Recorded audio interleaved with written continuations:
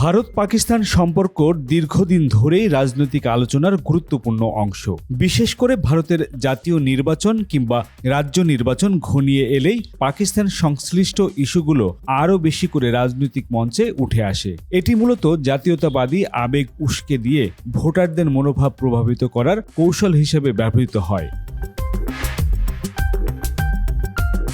BJP সাধারণত কঠোর পাকিস্তান বিরোধী অবস্থান নিয়ে নির্বাচনে লাভবান হয়। জাতীয় নিরাপত্তাকে অগ্রাধিকার দিয়ে প্রচার চালায়। কংগ্রেস ও অন্যান্য দল কখনো সরাসরি পাকিস্তান ইস্যুতে যায় না, বরং নিরাপত্তা ব্যর্থতা নিয়ে সরকারকে আক্রমণ করে।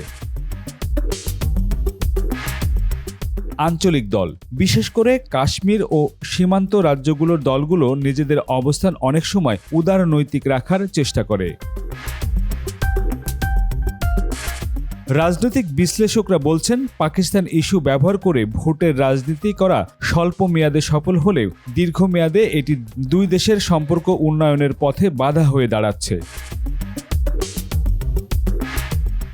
সমাজবিজ্ঞানীরা মনে করেন, জাতীয়তাবাদী উত্তেজনা দীর্ঘদিন ধরে সমাজের মেরুকরণ ঘটিয়ে দিচ্ছে, যা সামাজিক সম্প্রীতির জন্য ঝুঁকিপূর্ণ।